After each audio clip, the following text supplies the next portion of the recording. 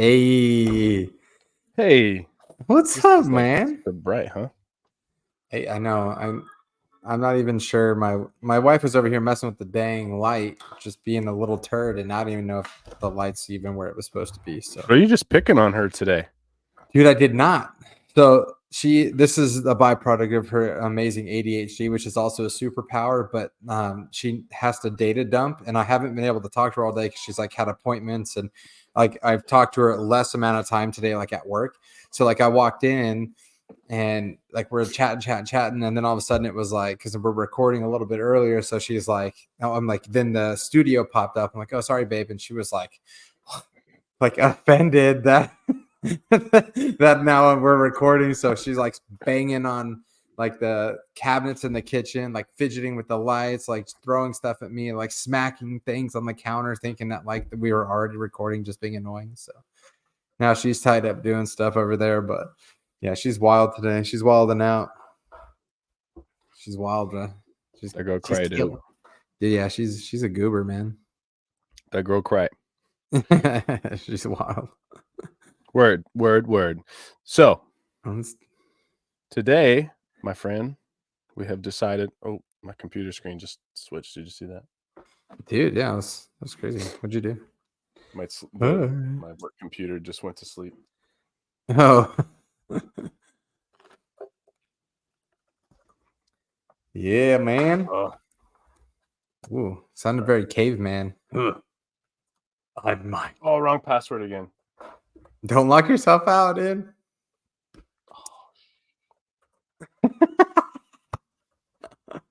Dude, so the other day, like what we're doing with Survivors of War is like managing these houses, like transitional housing or whatever. But they have like thumb keypad things to get into the doors. And Yeah. my brother, for whatever reason, decided on one door he was going to use one finger, and then on the next door another finger, but then forgot which door was to what. And we're Why, standing dude? out. I Why? have no idea. So we're standing outside, and he tries this thumbprint so many times it just like short circuits this like fancy padlock, and like we're totally locked out of the house for like 5 minutes. Like it was like system error. It was like, just, I'm like, dude, you need to just not touch things, please. Don't, no more touching. And next time you do this, make sure you use the same finger for everything. Don't like Yeah. What a alternate. nerd. Yeah, he's a nerd, bro. I was.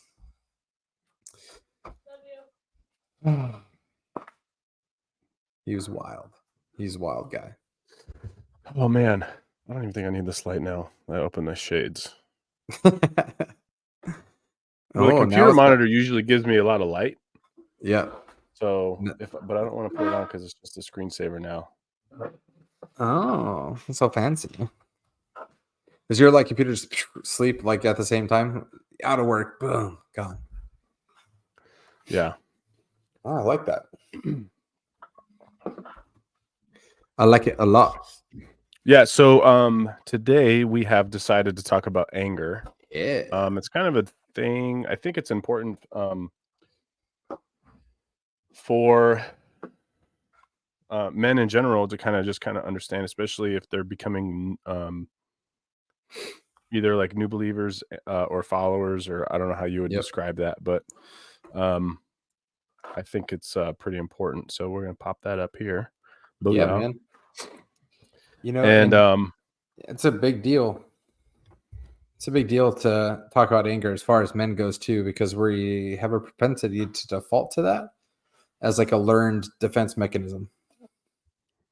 Yeah, and it's one thing that I've kind of tried to work on specifically, like blowing up, like, you know, and just not even super crazy stuff, just like traffic. Yes. You know, and then that in turn kind of cuts down to the cursing. Yep. You know, so doing my best to kind of put those together and you know, try to not do it. So it happens sometimes still, but yep. And it's like one of those things, like you can't expect yourself like not to, like there's a process and changing and rewiring how you think and what you default to. And I mean, even just taking cognizant like effort and knowledge and like persistence and dedication to doing that every day and being aware of it every day, the more you're rewiring and reprogramming your brain to think and act and perceive differently. Like stuff, 10 years ago is would make me like 10 years ago, things would piss me off like easy peasy lemon squeezy. Like I just defaulted angry at the world. Now you fast forward, it's like, okay, well, is that really a big deal? Am I worried or am I mad about a first world problem? Like we're arguing about something that wouldn't exist outside of this country. Like if there was organic blueberries versus non-organic blueberries. Like what when you start to keep those things in the forefront of your mind, like it kind of keeps perspective. And I think anger really does kind of tap right into a perspective issue. Where's your perspective at? Like I defaulted in myself to be angry more of the time when I was self-centered, focused on me versus God-centered and focused on him. When I'm thinking about, oh man, I was right, I was wronged here, I was, this, that, fill in the blank. I was focused on me. And when I'm me-centered, everything becomes blown out of proportion and I'm not keeping things in focus. Like, is this something that breaks the heart of God and that I could be righteously angry over? Or is this just something that was a mild inconvenience and it's made my life slightly harder, so now I'm pissed off about it? It's all spending diligent effort on rewiring your brain in order to transform it. It talks about be transformed by the renewing of the mind. Yeah. It takes intentional effort.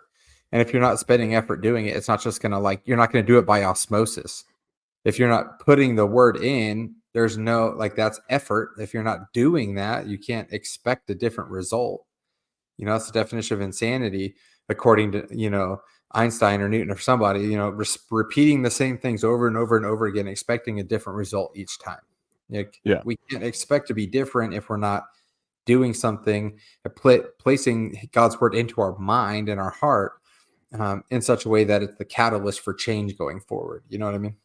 Yeah. And I've been able to, I told people about this, like our pastor and all that stuff, basically like as I'm like getting to a point where, not even like getting to a point, but just like if I'm in a situation, I'm like,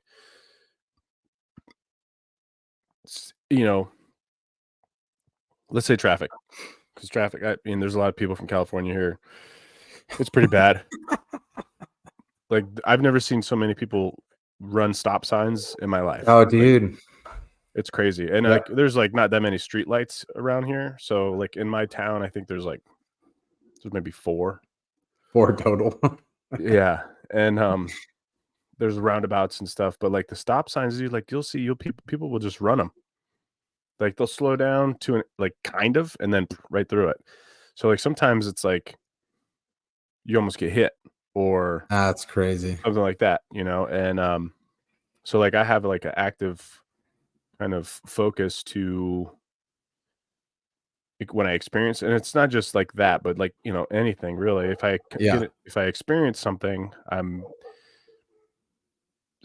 processing it, so like taking an extra 15-20 seconds to process what it is, process my reaction before I do it.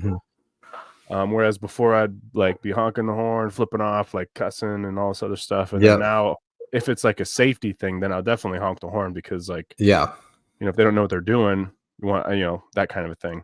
But now I still may get like a little upset, but I like will far less often even say anything. I'd be like, oh man, like what are you doing, you moron, or something like that, as opposed to like F this, F blah, blah, just dropping it, going nuts. And for me especially, it's like really hard because like growing up as an Army brat and going into the Army, and now I primarily work with veterans and active duty military and stuff like that. So it's like a consistent, thing. So it's an active effort to not cuss as much and not be as angry and not fly off the handle and stuff like that, which people think, oh yeah, it's not that big of a deal, but it's kind of a big deal, especially, for someone who is, diagnosed with PTSD or whatever it is. And it's like, Yeah. there's all kinds of different criteria for that diagnosis, like anger, quick reaction to stuff, Yeah. like my sleep, right? So I'm like a very light sleeper. So the hypervigilance is just something that just doesn't go away. Yep. It's not a big deal. Ultimately, it's just kind of a thing that is programmed and then just kind of, I guess this doesn't go away. But being able to not control a situation, I think is a really big part that a lot of veterans don't consider. Yeah. And the reaction to that being anger and flying off the handle to kind of get the situation under a controlled environment per that individual. So I think, it's a big transition, and it's a learning process for sure, I think. And especially for people who are supposedly, following Christ or whatever. Yeah. It should be a very rare occurrence, if ever. Yeah. We talked about it the last time, regarding the individual that I was talking about. Mm-hmm. And so the clip that I showed you is, I sent it to a friend, and so who knows that individual, and he's like, man, I wish this would have came out a few weeks ago. And I'm like, I know. So it's pretty funny. And I mean, it kind of plays into it as well. I mean, I don't think Jocko's like a very big if he is, he doesn't talk about it very much. Yeah. Jocko's got some like real world experience and then packages it in such a way that most people can't or can understand and digest. It's very in your face and amazing because I love just Jocko's style is just, I mean, I've heard numerous like interviews and stuff about like him training jujitsu, and it's just he's like a machine, and it's like he's just go go go go go, and this clip is incredible because it's going to tap into some more stuff that you can tie directly into scripturally as well, not just hey, here's like a practical application for it and reasoning, but like then it ties right back into scripture. So I don't know if you want to pop that on so we can check out that clip and then kind of debrief This is from Jocko's podcast, so all the credit goes to him. Hopefully this doesn't get taken down, but it's all Jocko's podcast. Yeah. All right, let's see if I can get it to work. Temper is a weakness. There you go. It's a weakness. It's a weakness to lose your temper. When you lose your temper, you're showing everyone around you that you can't control yourself, that you can't control your emotions. And if you can't control your emotions, how can you control anything? It's immature. It messes up your decision-making process. When you're getting all emotional, all freaked out about something, you're losing your mind. You're not going to make good decisions. And everybody sees that and everybody knows it.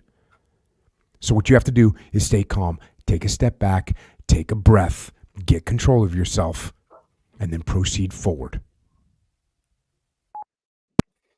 Yeah. 100%. I mean, it goes right into, James 1:19 and 20. It says, know this, my beloved brothers, let everyone be quick to hear, slow to speak, and slow to anger. For anger of man does not produce righteousness of God. That's exactly what Jocko's talking about. Like when things are crazy and out of control, I always tell people that I'm kind of like mentoring, discipling or whatever, like in any point when you just feel like, you're losing control or things are overwhelming, it's just taking a second and taking a step back internally. And it's like, I explain it like you just take a step back and just rest into the presence of Jesus for a second and then proceed forward. And if you just take a moment, like you were saying, like, in traffic, the first thing you do isn't just like middle finger this and blah, blah, blah, blah, blah. It's like you take a second, you pause. I mean, because it does losing control of anger. And like, I mean, I don't know if you have an example of a dude who just flies off the handle that says he's a Christian. I know a few of those people, and it's like, they walk the walk for the most part, and they line up with what they're saying, but it's like as soon as they fly off the handle and like are overly exaggerated with like this a spirit of anger and like over ridiculous things, you almost like you make a bad witness of Christ. Like you're saying, oh, well, you profess Jesus, but then you turn around and act like this, and you're conveying to everyone, hey, it doesn't convey the righteousness of God. It's conveying like, hey, I'm still driven by the spirit of anger. Like I'm still angry all the time. And it says even in James, be, quick to hear, slow to speak, and slow to anger. Like being spiritually disciplined enough to, and have discernment to be able to, tell what's worth being angry for. Because like in the Bible, Jesus did flip tables, right? Like he comes in and he's like, you've made my father's house a den of thieves. And he flips the tables of the merchants that are selling sacrificial animals at the altar, basically making God's house a merchant area where they're buying, selling, and trading in God. And it made Jesus angry, and he flipped the tables, right? He drove them out of the temple, man. It is There's another one right. too. This one is Perfect. from Psalms. So there's an Old Testament and a New Testament reference too. Psalms 145, 8 and 9, bro. The Lord is gracious and full of compassion, slow to anger, great in mercy. The Lord is good to all, and his tender mercies are all over his works. If the Lord himself, and it's it's highlighted in Psalms as God saying, he's gracious and full of compassion, slow to anger, and great in mercy. That's a challenge to me, because I'm called through the grace of Jesus and the mercy of Christ to emulate Christ here on earth as it is in heaven. So if he was merciful and gracious and full of compassion, slow to anger, but great in mercy, it's almost like if the spirit of anger drives you in such a way that that's the forefront that you're exploding with, how much minimizes mercy? If mercy's, the one that's up in the forefront, how little would you have anger? Because if your heart is driven in mercy, you're not going to keep a record of wrong. Like, dude, this dude cut me off. This dude said this person did that. This person wronged me here. That list becomes smaller when you're driven by mercy, grace, and forgiveness. If you're offering mercy and you're offering compassion, there's no room for anger. You're like, yeah, this person, he was a jerk to me and said some stuff that, a few years ago I would have knocked his teeth out for. Like, Lord, you soften his heart. Help me to be an example of you, that even though he gives me anger, I can turn around and give him mercy. That is the greatest display of who Jesus is here on earth that we can do, is how we're acting, lining up as a living representation of the word of God. And obviously in James and in Psalm, talking about being slow to anger, quick to, slow to speak, slow to be angry, but to be full of compassion and mercy and grace, right? We're commissioned to do so. So anger obviously speaks the exact opposite of what we're trying to do if we confess that Jesus is Lord and that we're a follower of Christ. We can't say that I'm a Christian and be labeled, oh, he's angry all the time. Then that would challenge me to, I would challenge you to say, where in you are you holding on to that you're still allowing a root of anger to be the driving force? Turn it over, whether that's trauma, whether that's hurt, whether that's fill in the blank, whatever is causing you to hold on to anger in such a way. You can't be holding on something so tightly and expecting to be able to have your hands open to receive what God's got for you. Like, if you're so busy holding on to the things that have made you angry, how can you be open-handed expecting to be filled with the grace and mercy of Christ? You can't have holding on and an open hand at the same time. You have to let those things go. And once you let those things go, it's, anger and bitterness is really like drinking a poison yourself, expecting it to hurt and kill the other person. Most times, the things that we're so angry and bitter about that are related to interactions with other people or traumas or whatever it is, the things that we're holding on to and we're so angry and bitter over, that person is completely forgot about, is like, doesn't affect their daily life. So you're holding on to anger and bitterness, expecting it to hurt this person. In all reality, you're driving a wedge between you and the presence of God. Yeah. That we need to be cognizant of, turning over the things that have caused us to hold so tightly to anger and bitterness. And in that process, allowing the Holy Spirit to redeem, to forgive, to heal. So you can be one labeled as compassionate and merciful. Yeah. What you're talking about before with how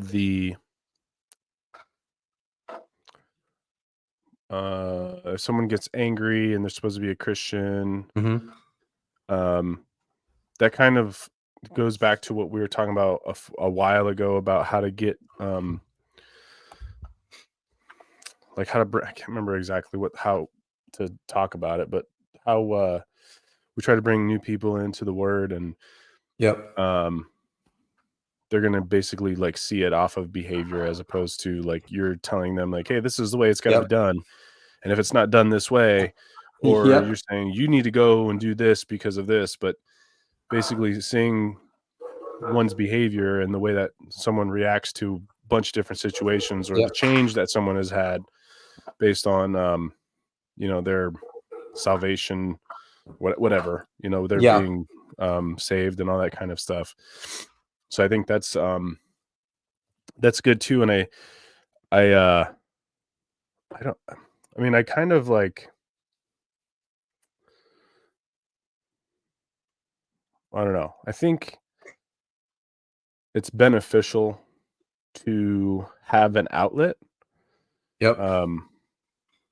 So some sort of like, I don't know I'm assuming prayer works for people. I don't know how to I know how to pray, but specifically for like getting over being angry, I have a few times, mainly over like just nothing super crazy, just kind of like, Lord, let me kind of get over this. Like, let me figure out a way to deal with this, because I know it's on me, it's not anyone else, kind of a thing. But I think it also ties into our physical and mental health. Like, it is spiritual, and it is something that we need to pray about, but also like we're made and we are expected to take care of our bodies, right? Like that's scripture somewhere. It's because your body is the temple, the indwelling temple of God.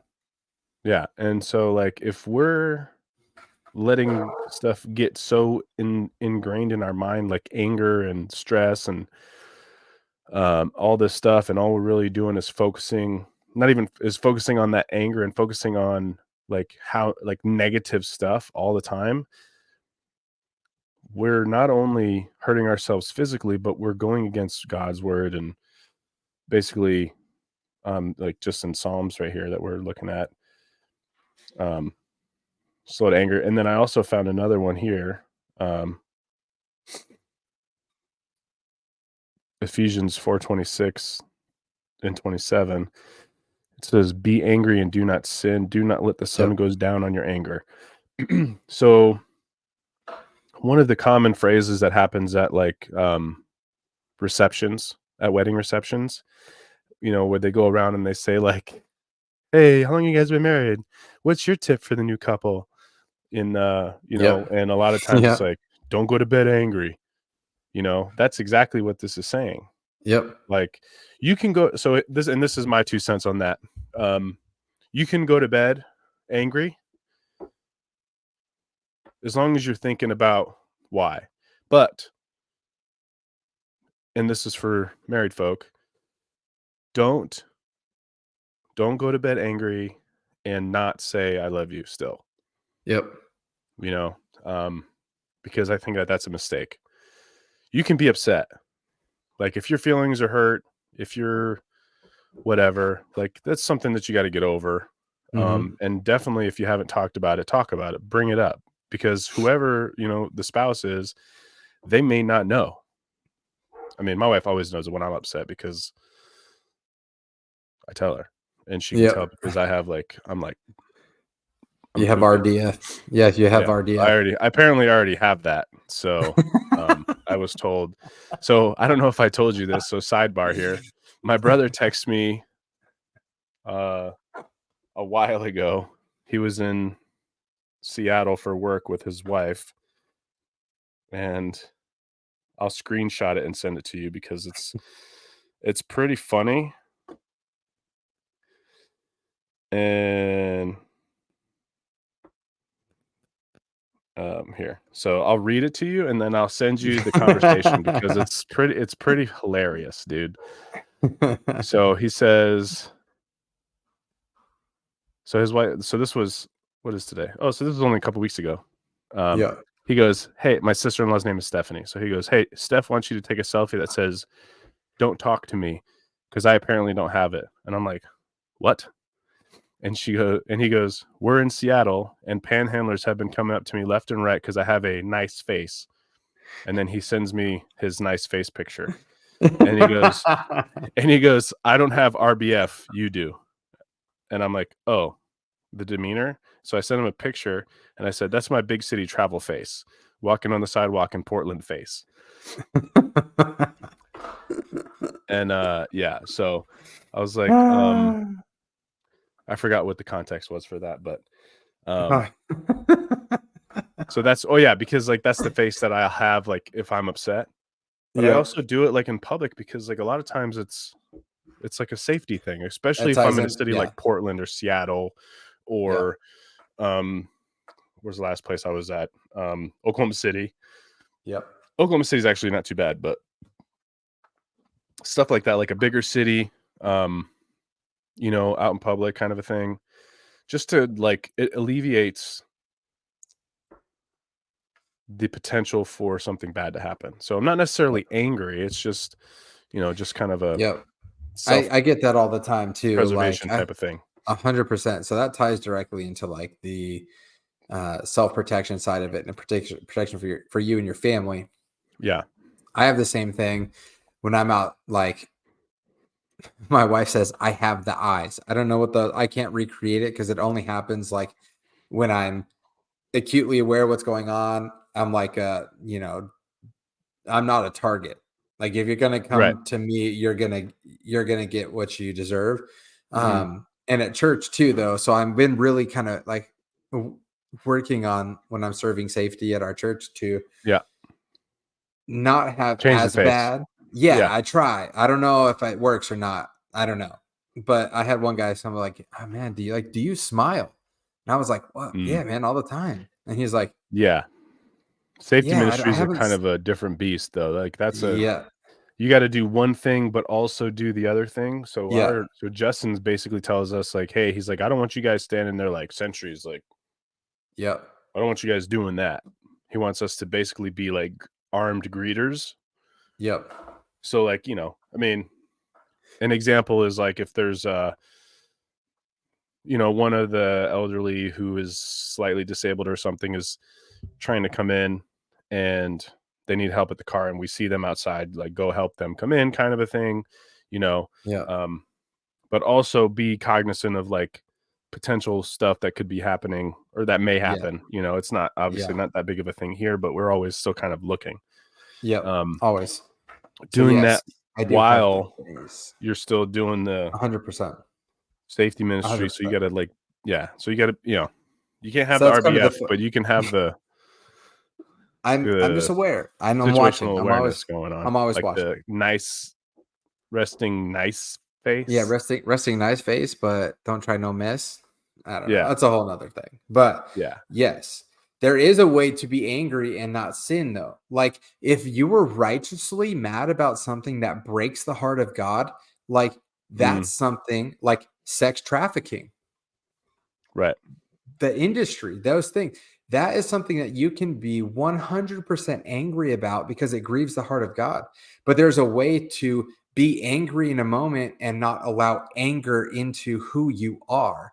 Like there's a difference between I can be momentarily angry and react in such a way that is a little stern, that can be harsh, that can do these things, but mend the bridge if needed before the sun ever sets. So going back to what you were saying, like with your wife or your spouse, your husband or whatever, with your spouse, to always say I love you. And if some topics aren't going to be able to be solved in a day, but to at least say, I'm sorry, babe, please forgive me. I know that we're not going to get to the bottom of a solution tonight, but I love you.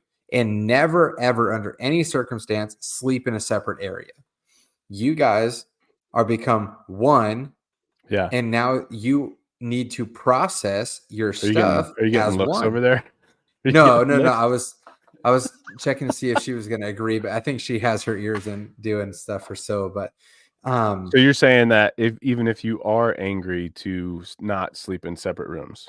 100%. So I was counseling a few people before that like got into some pretty heated argument things. A little. You guys thing do got like a blown young into- adult group?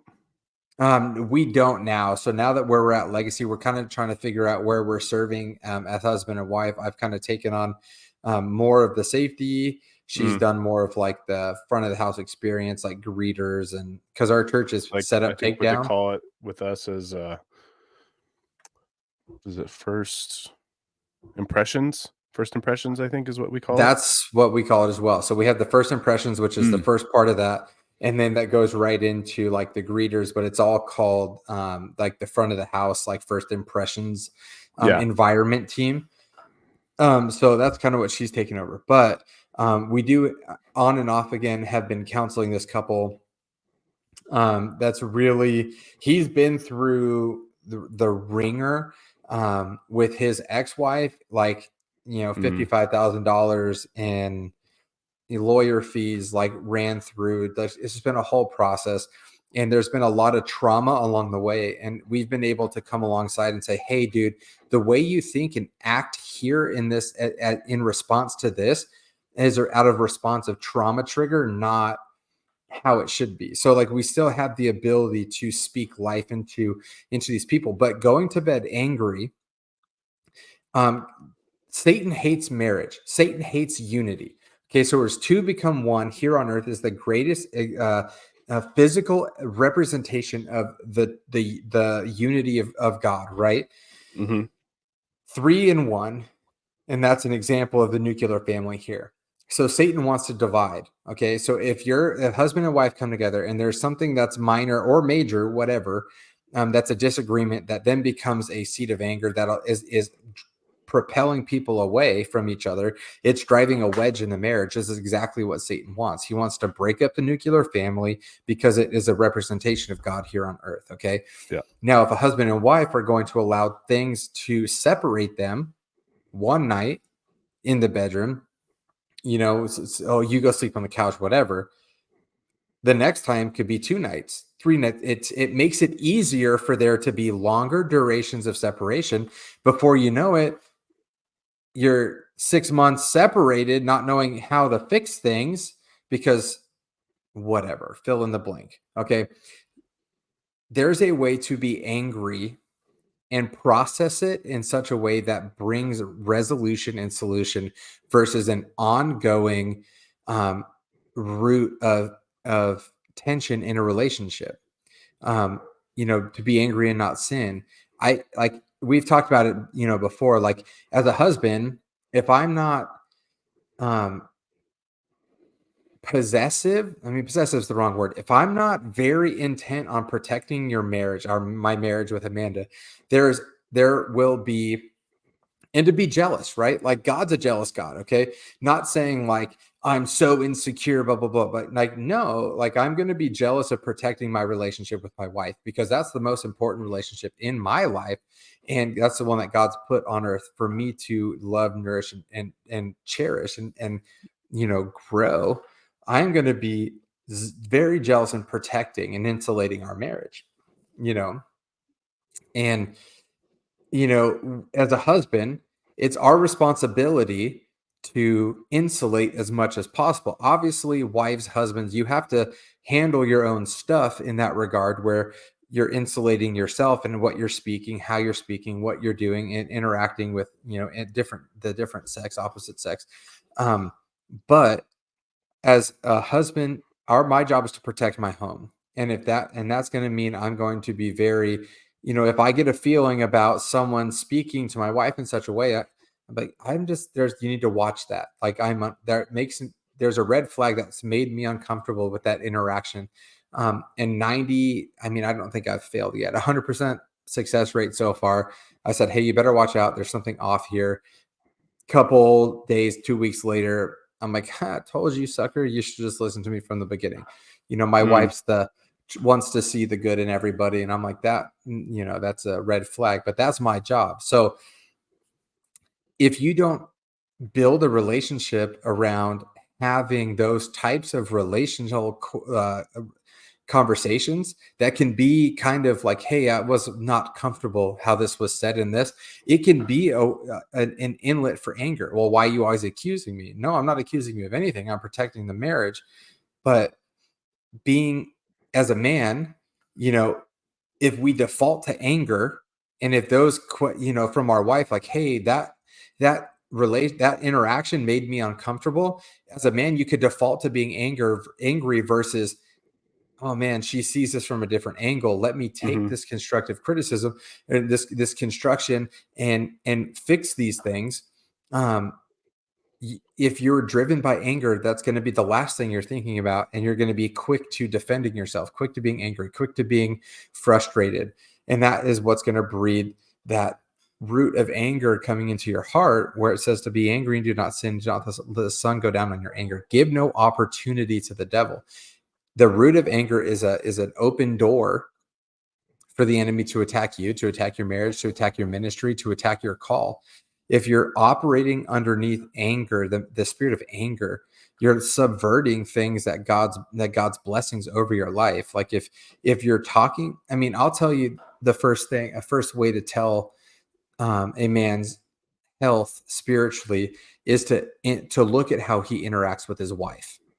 If he's going to be angry, he's going to be condescending, he's going to be sharp, he's going to be rude, that shows me there's something off. Like, so if have you seen a lot of and I say this loosely, I guess, have you seen a lot of Christian men basically treat their wives like that? Like, because for me, like, I think I told you this, like, we had the conversation a while back about Erin's reaction to my change, I guess. And it was like really, not that I was like not that I was like mean to her all the time or anything like that, or remotely close to that, but just like she saw such a huge change in my behavior that it was kind of like, it freaked her out a little bit. I don't know if it was scary, but it was like that. So, and basically what I said was like, cause I told you about it, and basically it was like following all these women on Instagram and kind of like something, stupid stuff like that. And I was not just focusing on her. And then I basically kind of cut it and focus on her like 100%. And so that made me kind of like change a lot of my behavior to like, not that I was like ever like mean or treated her poorly, but I guess like indirectly I was, just because I wasn't taking the time to focus on her 150%. I honestly put our son at a higher position because that's just like, it felt like that was normal. And then once I started getting into the word and stuff, and I was like, oh man, like I was kind of screwing it up. And so my question is like, have you seen guys who are Christians who like actively belittle their wives or treat them like, I don't know, anything that appears less than what it should be as far as a Christian man goes? Does that make sense? Yeah. So we've definitely interacted with dudes who took the idea that the man is the head of the house way out of context. Okay. Where I need to have my dinner on the table when I'm home at 5:30. Otherwise, you're in trouble. Yada yada yada. Right. Where we've definitely had to come and correct that, where the husband and wife, hold on a second, maybe not, I don't know. I was gonna have to sneeze. I was gonna mute it. I was gonna mute it. I don't know, that was weird. Really correct with the idea that husband and wife equal parts different function. Okay, like my part is not more important than my wife's, but I am also called to lead the home. She's called to together as one lead together, right? But the decisions as far as spiritually leading the tempo and the push forward spiritually, that falls on me. Like I set that tone for my home. That does not mean she needs to cater to me, that she needs to do this, she needs to have this done. It's supposed to be a partnership. So, but I have also experienced where a dude was struggling for a while, and how he was talking to his wife was shifting, and it was very short. It was very kind of sharp, cut down the nose. And I really just kind of was like, yo, what's going on with you, man? That was a huge indicator to me that something was askew in his life aside from his marriage. And I just was up front like, dude, what's going on, man? The way you're talking to your wife is a way that's just, it's not what I've seen consistently. So what the heck's going on? And it turns out he was struggling with stuff and it was spilling over and he didn't know how to process it. Long story short, an indicator of how a man talks to his woman that's in a Christ-centered, Christ-following relationship is going to be the first indicator to the depth in which he is walking with Christ. If a husband is pursuing Jesus, like even like in your situation, right? You're wholeheartedly pursuing Jesus, and Aaron was like, "What's going on?" Like women are programmed to sense deviations because that alerts to possible dangers, right? Like the deviation in you was unsettling because that's not how you've always been.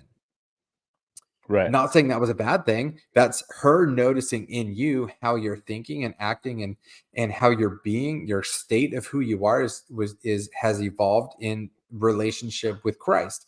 The nearer you are to Jesus, the more that's going to reflect in your closest relationships, which is your wife. So in that roundabout way, the more you're pursuing Jesus, the relationship with your wife is going to change and evolve as well. Because if you're going to love your wife as I love the church. How did Jesus love the church? Sacrificially, unendingly, pursuing relentlessly. All these things will spill over to a marriage relationship. So if that is waning in the wrong direction, that tells me there's something in your spiritual life that needs to be radically addressed. So Aaron sees this deviation in you, like, hey, my heart is to serve Christ, but like, forgive me for setting different side or slacking here or doing that. And that conversation spurred you to reassessing and adapting to that and pouring more into her while still pursuing your relationship with Jesus. It's all ever evolving. So yeah, I've seen people talk down to their wife or to be sharp or to be angry with them. And if I'm not in a relationship that can call them up or call them out, I pray. If I'm seeing it, first thing that I'm doing is praying for that person. Like, Lord, you bring to light or bring the person into their life that's going to correct this, or open the door for me to do it.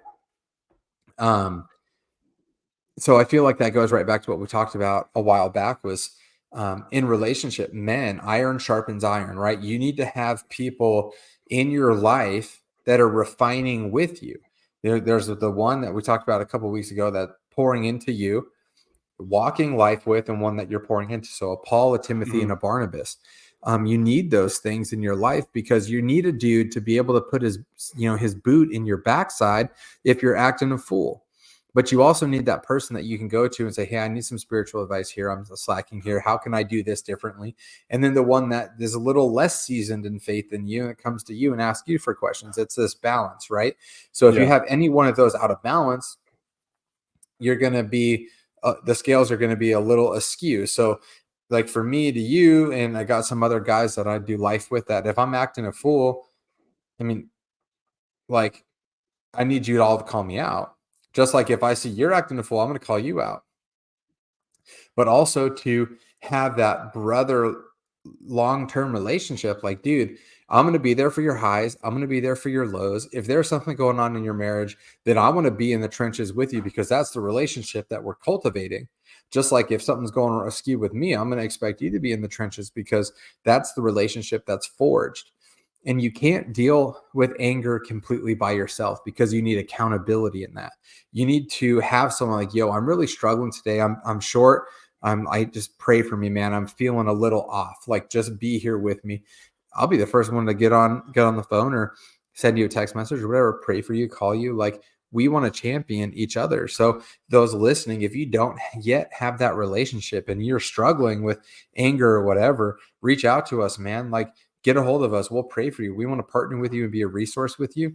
But it all comes down to nearness to Christ. So if you're not reading your word, man, 5 minutes reading, 5 minutes listening, 5 minutes praying a day is all that it takes for you to maintain a forward motion relationship with Jesus. Obviously, I hope that the 5 minutes turns into 15 for each one of those. But if all you have, put down Facebook, Instagram, Twitter long enough for 15 minutes. Give me 5 minutes reading, 5 minutes praying, 5 minutes listening, and your life won't be the same. There will be no regression. There will only be progression. You will be moving forward spiritually. And we want, if you're putting in the work, doing those things, we want to be a resource and partner with you so that you can do these things, man. You can, see a breakthrough with dealing with the spirit of anger. And then really sitting with the presence of God and asking, where does this come from? Is this rooted in trauma? Is this rooted in hurt? Where's this rooted? Because I don't want this anymore. Because this anger that I have in me does not produce your righteousness, Jesus. And my whole purpose here on earth is to be a vessel for Jesus to pour through.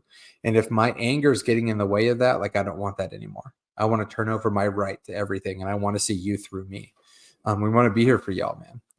So, dude, it's a privilege to have the Holy Spirit, man. You got to think, all these dudes that wrote the Bible, like, the indwelling of the Holy Spirit happened after, right? Like, after the crucifixion, the death, and the resurrection, right? But wait in the room and your helper will come.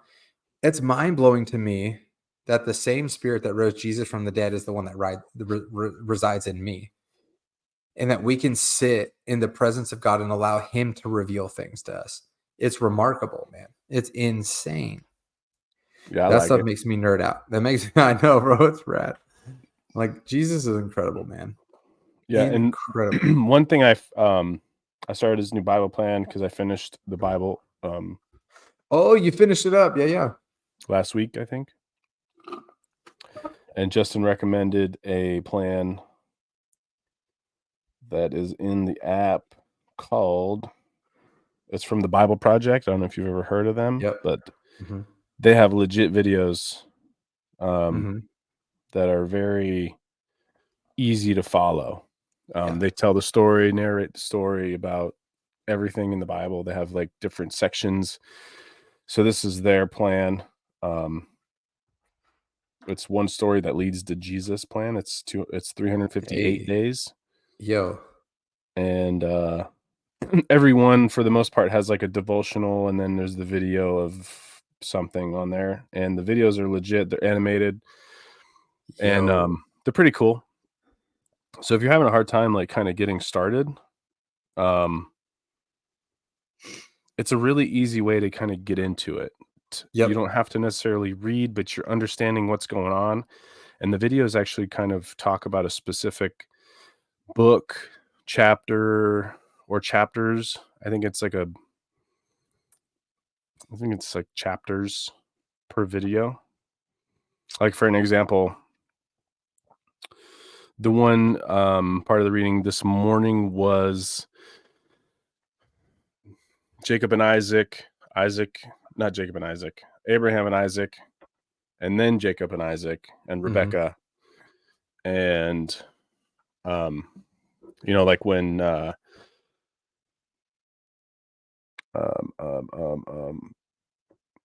trying to think. Isaac has two sons, right? Yes.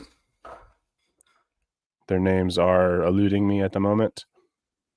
But basically, Isaac is Abraham's son who was supposed to be sacrificed.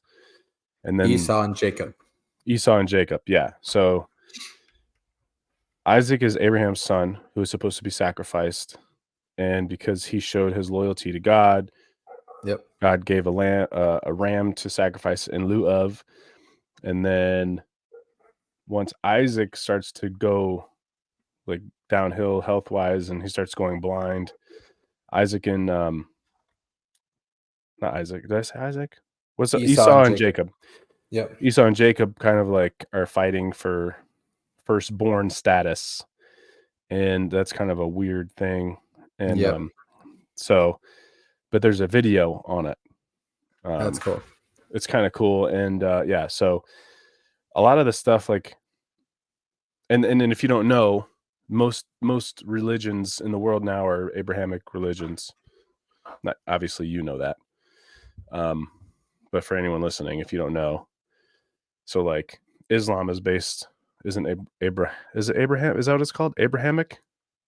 Yeah, I think we're saying it wrong, but dang it, Abrahamic. Yeah, that's right. Abrahamic, yeah. Why did that sound so weird? I don't know, because we're white, probably.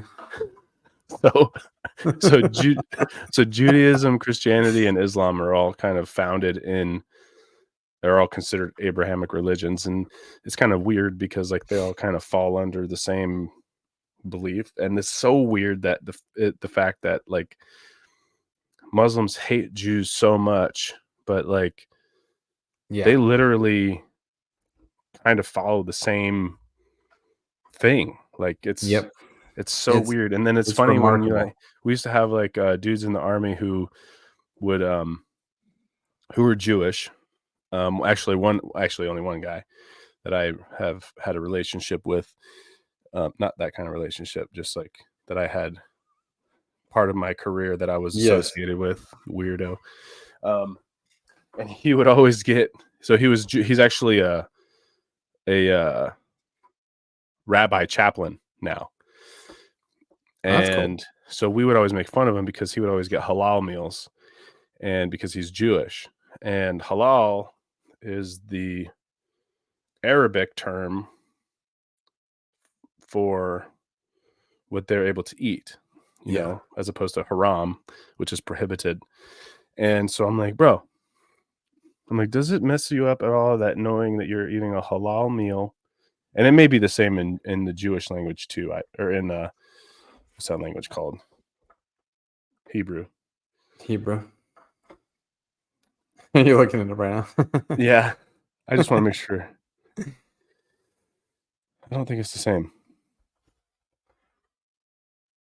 Anyways, whatever. So halal is the Arabic term for the meals for kosher.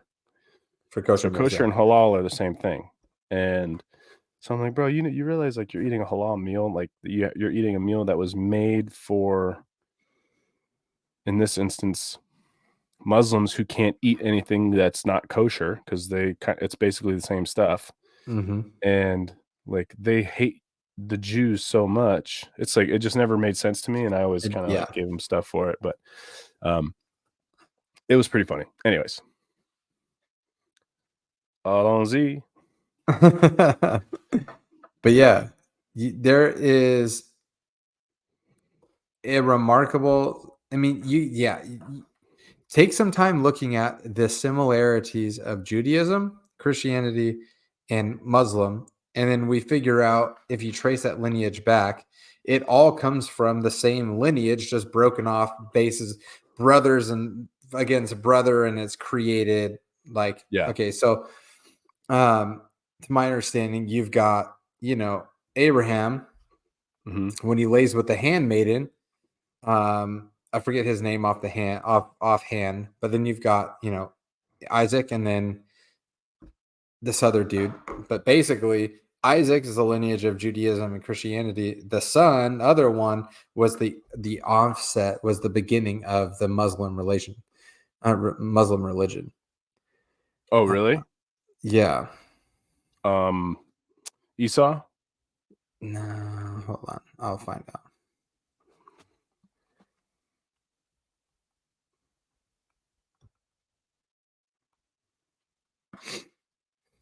Ishmael. Oh, yeah. So Ishmael was to the handmaiden that wasn't Sarah, right? So the birth of that son Ishmael, because he felt slighted because his father favored Isaac, then that is the deviation. Because Isaac was through Sarah was the promise through Sarah, not the concubine. Correct, not the handmaiden. Yeah. So or servant, I guess. I don't know. The servant is a prostitute. Concubine's kind of like many wives. Like I'm the dude with like 25 wives. It was essentially Sarah saying, I am unable to. I'm still barren in my old age. Yeah, why don't you sleep with Hagar or whatever? Yeah, Genesis, and then that's the birth of all that. But you look at all that, and you still trace it back to the favor of God is the beginning of it all, right? Like those three religions, and like the Muslims hate Judaism and Christianity, but like Abraham, Isaac, like the God of them, like the God that created the universe, dude, is key. And I'm not making correlations that Muslim and Muslim, being a Muslim and a faith follower of Jesus are the same thing, but the beginning origin stories of it all, they're all those, Abrahamic religions that all ties under one umbrella. But you can find all those things too. Like we're talking about resources, people that are just kind of hearing us talking this, on this journey of this podcast with us. We don't want to just leave you high and dry. We want to resource you. Find the Bible app, dude. The YouVersion Bible app has like a bajillion different plans, like Mike's talking about, all like at your fingertips. Like it's all there. You just go to plans and you search whatever you want, and like and they've got like male specific, husband specific, wife specific, I have yet to father 100%. Like if you ride Harleys, they have biker specific. Like there is what's a real like arbitrary name that we could look for? Let's say jujitsu. Let's see a jujitsu plan. Yeah, let's do it. That's probably not one that's there, but we'll find it. I'm sure it is. I don't even know how to spell jujitsu. What does this say on the hat? There you go. Jiu. There isn't one for jiu-jitsu. Wow, we should start one, dude. Oh, I typed it gym jitsu. Why does it keep autocorrecting to gym? Yeah. Anyways, it has that teenager. Let's say teenager's plan, 21-day to a teenager spiritual change, navigating teenage rebellion, spiritual leadership for parents of teenagers. I mean, there's a buttload. Whatever you want. So there's resources that didn't exist thousands of years ago right here on your phone. Capitalize on them. If you have questions, reach out to us on Instagram, God, Guns, and Family Podcast. Email us, godgunsandfamilypodcast@gmail.com. We want to interact with you guys. We just, again, want to be a resource. We want to see you succeed. We want to see you grow spiritually. We want to see you grow in stature and depth and knowledge and everything. That's what we're here for. This whole thing that we, Mike had this crazy idea, like whatever, a year ago, a little over a year ago now. Hey, so how do you feel about doing a podcast? Now that we get to do this, you're on a journey with us. We want to be a part of your life as much as you'll let us be. Reach out to us, man. Questions, comments, concerns, what you want to hear about, whatever it is, reach out to us and we'll get into it, man. It's a privilege and honor to walk life with you, Mike, to do life with y'all listening, and just to be just one thick-headed mule that came to the water a little bit before some other people. And, God still beats me over the head with a 2x4 to get me to do some stuff sometimes. Like that's just my relationship with him. that we can use our experiences and resources as a way for you to circumvent going through the same issues that we went through. So we just are here to just be in your corner, man. You got 2 dudes that are praying for you. If you got any prayer requests, reach out to us, man. We can't wait to get into it, man. Got anything else, brother? Yeah, bro. I got nothing. Nothing. I got nothing. Oh man, I got nothing. Gotta pray us out, bro. Yep. So thanks everyone for listening. Yes. And we appreciate it. So if you could take a second to go to whatever the podcast thingy is on you're listening to, rate it, review it, share it. And then on YouTube, subscribe and hit the little bell. Like, subscribe, share, turn on the notifications bell, do all that. So you get notified when these drop. Yep. Yeah. All right. Boy. All right, cool. So, Lord, thank you for this time that me and Nate have together, even though we are several thousand miles apart. Actually, I don't think it's several thousand, maybe like 1,500, something like that. But we do appreciate the time that you give us to worship you and to talk about your word and try to bring others into the word as well. With the minimal experience that we do have, we want to make sure that we're glorifying you in the best way that we can. We love you. And yeah. Amen. Amen. Yes, sir. Take it easy. Have a great one.